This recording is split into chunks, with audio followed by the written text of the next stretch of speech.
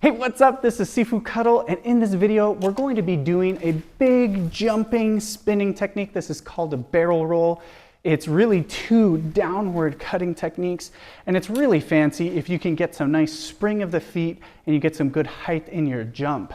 So we're gonna look at a couple of factors here. First off, how to do the proper barrel roll, and second off, how to do it with hook swords. So start without your hook swords, make sure you have enough space, and let's get to work.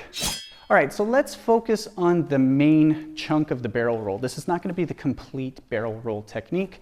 We'll do that in just a second. So basically, I'm going to think of landing with my right foot forward, my right hand forward. So my left leg has to do the first jump. It's going to raise up off the ground and basically twist the foot. I'm starting with my body facing this way. I'm going to end with my body facing the other way. So as I jump, I have to jump and turn my left foot, my back foot, okay? I don't need to hook it around as I do this. It just has to turn. And then I'll land with my other foot in that correct horse stance position, okay? So again, from here, I'm going to 1 step, 2 step, okay? You can kind of move a little bit, turn around. We want to keep moving same direction. Lift 1 step, 2 step. It seems a little weird when we're just stepping and stomping, but I want you to raise your leg as much as possible. Big lift, turn, big lift, big lift, turn, big lift, big lift. Now we're going to take this step and we're going to turn it into a jump. So rather than just lifting step, we're going to use this first foot to come up and get us to jump and turn around, okay? So pretty simple. I'm starting again with my left leg to come up, turn, and then right leg steps down. Again, up, turn, and down. This is gonna feel a little bit more difficult than actually doing a barrel roll itself, because when we do the barrel roll, it's more upward and raising the knees rather than kind of swinging the legs around like we're doing right now.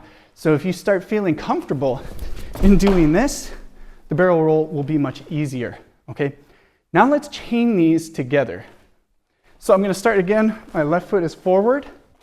I'm going to jump, 1, 2. Turn, I can adjust my feet, jump, 1, 2. Turn, jump, 1, 2, okay? So this constant forward jumping 1, 2, I take a break in between. Now, when it comes down to the barrel roll, you won't be able to take that break. So we're actually, as soon as this foot touches, we're already starting to spring again from it, okay? So step 1, 2, spring, 1, 2, spring, 1, 2, okay? That's the idea that you want. One of the things you want to start to avoid is tilting too far forward here as we spring. So if I start right here, I don't want to be twisting like this. That's done more like a monkey style barrel roll. In this one, keep your upper body more or less straight up and down. And then as we do the lift, the jump doesn't need to be wide. It actually just has both knees coming up more or less straight up and down, okay? So you'll see this. It's easy enough to just start with a big step.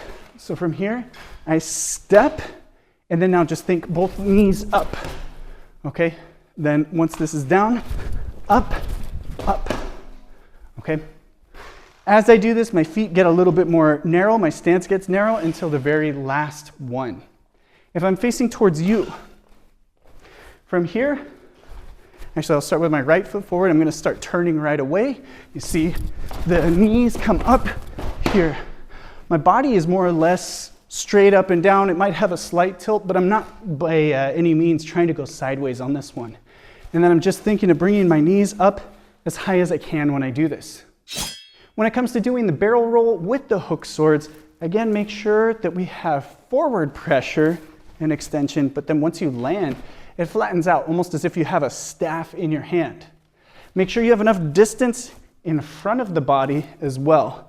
So you want to continue this in front of your body, not exactly on the side, because then you have a chance of stabbing yourself, okay? The rest of the time is have that good extension in your arms and a good firm grip on the weapon. Don't go with a light wrist on this one. We want to think of having a nice tight grip when you have that extension, and then right here, you don't have to worry about hitting the ground. Okay, so same thing as before, we can start step 1, 2, step 1, 2. Then from there, we can do individual jumps. From here, jump, turn, jump. And then from there, we can do continuous jumps. Now, when I do this, typically I lead in with 1 step anyway. So I already stepped forward, and then that leads into the barrel rolls. So I start with my left foot forward, then I go right foot, 1, 2, 3, and then finish up.